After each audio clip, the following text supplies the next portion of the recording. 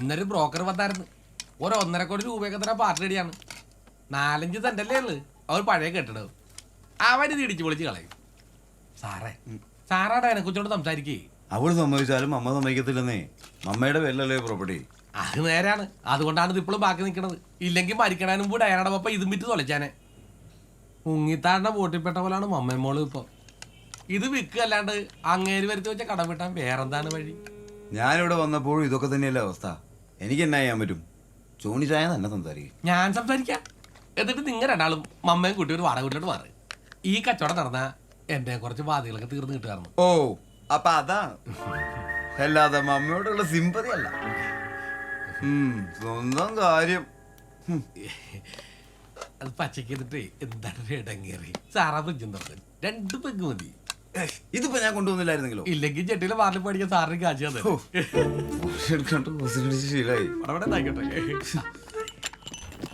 സാറിന് വിളിക്കട്ടെ? വേണ്ട. തുടങ്ങാന്നേ. വേണ്ടാന്നേ.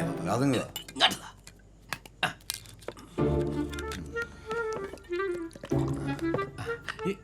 ഇതെന്താണ് സാറേ? എന്നാ ഒന്ന് പരിച്ചു തോന്നോ? ഇതും അടിച്ചേച്ച് ലില്ലിക്കുട്ടീനെ അടിച്ചു തന്നാ അത് ശരി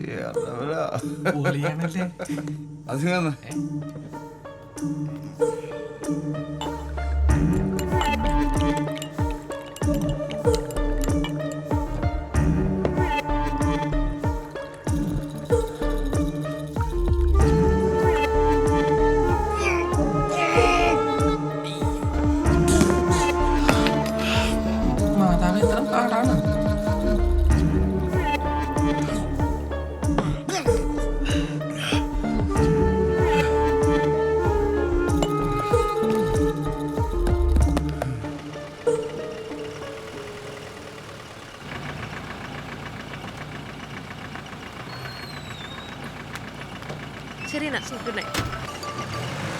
ഐഷു, എന്തൊക്കെയുണ്ട് വിശേഷം? നാട്ടിലെത്തിയോ?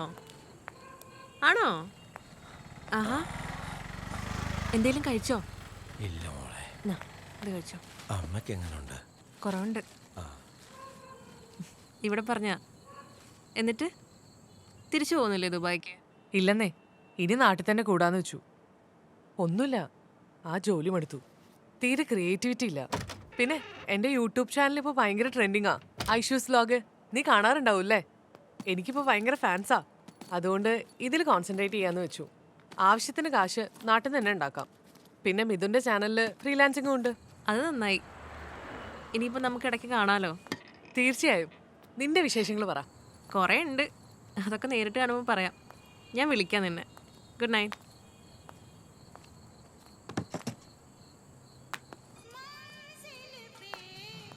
ലേറ്റ് ആയോ? പിന്നല്ലാതെ എന്നാത്തിനാ നക്കാപ്പിച്ച കാശ് നീ പണിക്ക് പോകുന്നത്? വീട്ടിലിരുന്ന പോലെ. ഇത്തരം വർത്താനം വേണ്ട വിവേകെ, ഞാൻ എപ്പോഴും പറയാറുള്ളല്ലേ. ഓ വിട്ടു. ഞാൻ ഫുഡ് കൊടുത്തേച്ചും അമ്മ കഴിച്ചില്ല. നീ വരട്ടെന്ന്. അതെന്താ വിവേക് ഫുഡ് വന്നിട്ട് മമ്മ കഴിക്കാനേ? ഓ, അയാൾ എന്തിനാ ബുദ്ധിമുട്ടിക്കുന്നേ? ജോണച്ചായ ഉണ്ടായിരുന്നു ഇവിടെ. നിനക്കൊരു കുപ്പി ബീർ വാങ്ങിപ്പിച്ചായിരുന്നു. ഒരു മൂടിന് ഒരു ഗ്ലാസ് വേണമെന്ന് അമ്മയോട് ചോദിച്ചു. മമ്മയ്ക്ക് അതങ്ങ് ഇഷ്ടപ്പെട്ടില്ല. മമ്മയുടെ അവസ്ഥ വിവേകിന് അറിഞ്ഞൂടെ? അപ്പോഴാണോ ഇവക തമാശ? മമ്മ ഒന്ന് റിലാക്സ് ആയിക്കോട്ടെ എന്ന് വെച്ചു. വേണ്ട, ഞാനത് അപ്പോഴേ വിട്ട്. ഇത് മമ്മയ്ക്ക് വേണ്ടി ഞാൻ ഉണ്ടാക്കിയതാ, ചിക്കൻ സൂപ്പ്. അതെങ്കിലും കഴിക്കാൻ പറയാം മമ്മയോട്. തരട്ടെ മമ്മ? നീ പോയി ഫ്രഷ് ആയിട്ട് വാ, എന്നിട്ട് ഒരുമിച്ച് കഴിക്കാം. മമ്മ കഴിക്കേ. എനിക്കൊന്നും വേണ്ട, നല്ല ക്ഷീണമുണ്ട്, ഒന്ന് കിടക്കണം. അതെങ്ങനെയാ ശരിയാവുന്നേ? ഡാനിക്കും കൂടി വേണ്ടി ഞാൻ ഫുഡ് ഉണ്ടാക്കി. കുളിച്ച് ഫ്രഷായി നല്ല കിടുവായി വന്നേ. ആഹാരം നമുക്കൊന്ന് ഒരുമിച്ച് കഴിക്കാം. വിവേക് കഴിച്ചോ? ഞാനിത് മമ്മയ്ക്ക് കൊടുക്കട്ടെ. ശരി വിവേക്.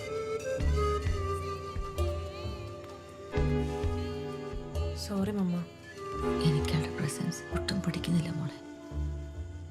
ഞാൻ എന്ത് ചെയ്യാനാ മമ്മ? എങ്ങനെയാ ഞാൻ അയാളോട് പറയാ? മമ്മയ്ക്ക് എല്ലാം അറിയാവുന്നതല്ലേ. എങ്ങനെയുണ്ടായിരുന്നു നിന്റെ ഷൂട്ടിംഗ്?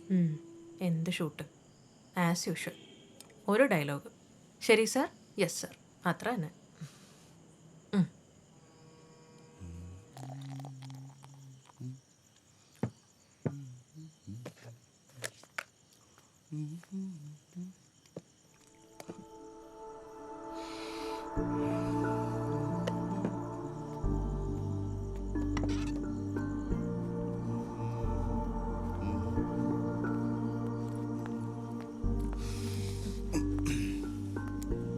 വിളക്കമറിയോ?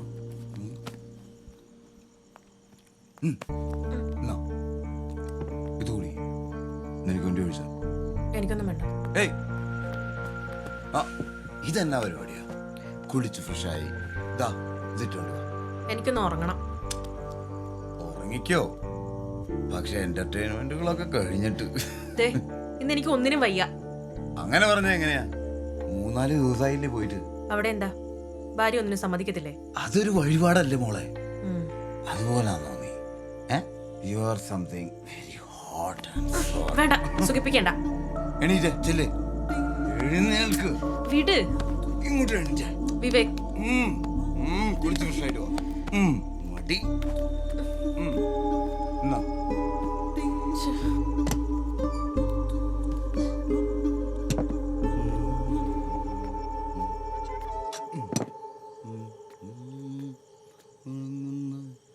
മണമുള്ള തണുപ്പുള്ള രാത്രിയിൽ തനിച്ചിരുന്നുറങ്ങുന്ന ചെറുപ്പക്കാരി പൂമുഖ കിളിവാതിൽ അടയ്ക്കുകില്ല.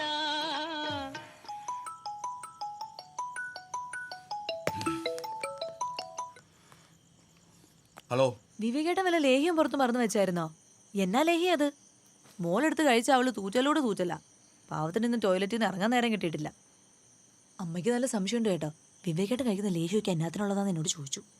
ഛേ, ആകെ നാണക്കേടായി. നീ ഒന്ന് ഫോൺ വെച്ചേ. കൂടുതലാണെങ്കിൽ അവളെ വല്ല ഡോക്ടറെ അടുത്ത് കൊണ്ടുപോകും. രാവിലെ ഞാൻ കഴിച്ചിട്ട് അലമാരയ്ക്കകത്ത് വെച്ചതാണല്ലോ. പിന്നെ ഏതിലേക്ക് എടുത്താണോ കഴിച്ചത്? ഇനി വെക്കാൻ മറന്നാ?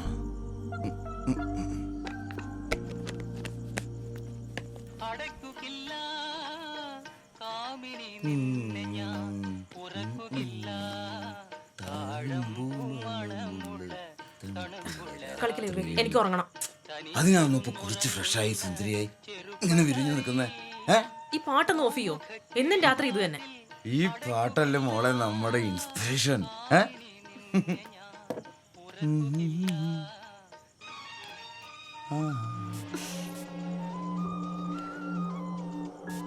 ഓ, ഞാൻ എപ്പോഴും പറയുന്നല്ലേ ഈ സ്മെൽ എനിക്ക് ഇഷ്ടമല്ലാന്ന്.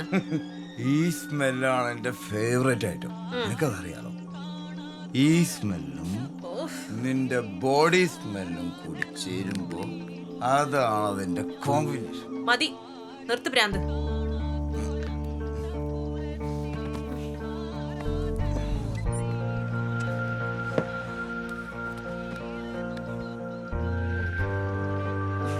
ഓരോ വട്ടം.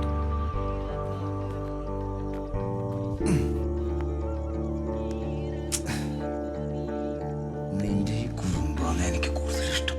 ഇന്നെന്നെ വേദനിപ്പിച്ച കൊല്ലി ഞാൻ. കൊല്ലണം. കൊല്ലണം.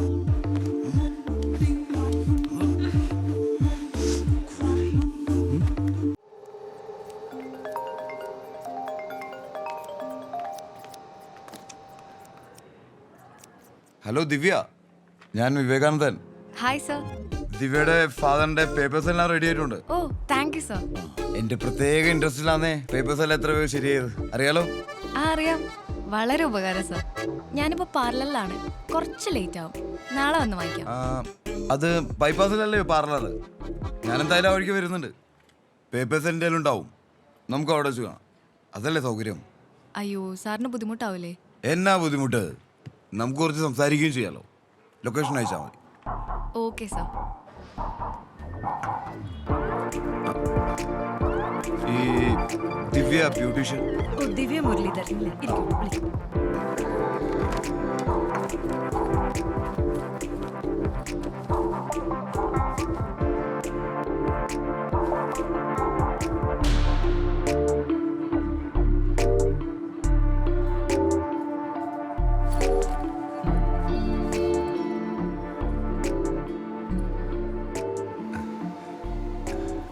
Today you look more pretty. Sir paper. ഓ ഞാൻ മറന്നു. Thank you sir. നമുക്ക് പുറത്തിറങ്ങി ഒരു കോഫി കഴിച്ചാലോ? അയ്യോ സർ, കസ്റ്റമർ ഉണ്ട്. ഞാൻ ഇടയ്ക്ക് വിളിക്കാം. വെറും ഒഫീഷ്യൽ പരിചയം മാത്രമാക്കണ്ട. Sure sir. എന്നാ ഞാൻ ചെല്ലട്ടെ? ആ. ശരി. With you. ഒന്നുകൂടെ നോക്കാം. റെഡി അല്ലേ? ആ റെഡി സർ. ടേക്ക് എടുക്കാം. ഓ, എന്താ പേടിപ്പിക്കാ നീ? അത് വേണ്ട. കൂടി പോയാ നീ ആ വീടി അത്രയല്ലേ ഉള്ളൂ. ഇതൊക്കെ പറഞ്ഞ് കട്ട്. എന്താ ഹരീഷ ഇത്? അവർക്ക് ക്യാരക്ടർ ശരിക്കും പറഞ്ഞു കൊടുത്തില്ലേ? പറഞ്ഞു കൊടുത്തിട്ടുണ്ട് സാർ. എന്നിട്ട് ഇതാണോ ആ സീന്റെ മൂഡ്?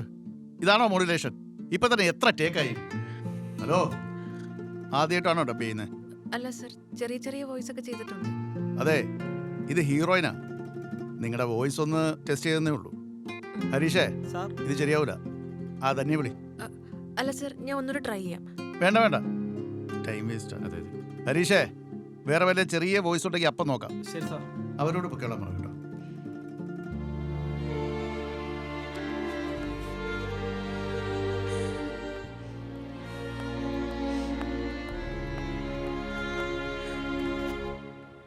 ഐഷു, നീ എവിടെയുണ്ട്? ഞാൻ മിഥുന്റെ സ്റ്റുഡിയോയിലുണ്ട്. എന്താടി? ഞാൻ അതിൽ വരട്ടെ? എനിക്കല്പം സംസാരിക്കാനുണ്ട്. എന്താ നിന്റെ ശബ്ദം വല്ലാതെ?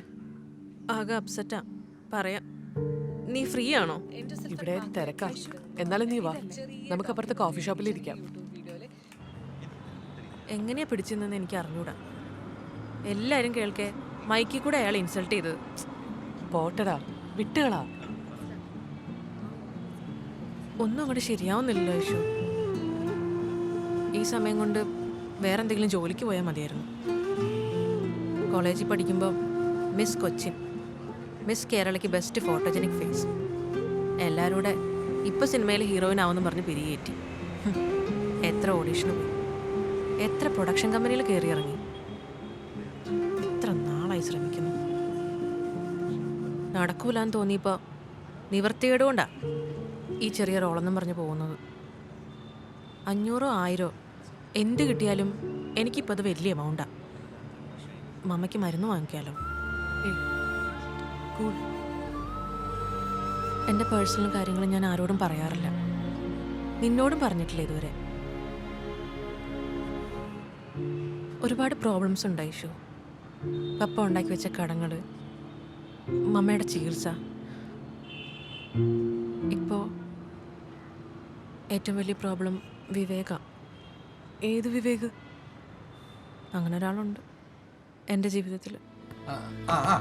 അതിനെക്കുറിച്ച് ആള് വന്നിട്ടുണ്ട്. സൂക്ഷിച്ചു.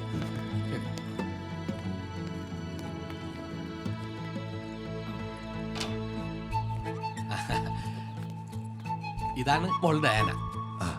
കൊച്ചിന്റെ മമ്മ ഹോസ്പിറ്റലാണ്, സുഖല്ലുണ്ട്, അഡ്മിറ്റ് ആണ്. അതാണ് മുറി. തുറന്നിട്ടേക്കണല്ലേ? വാ സാറേ.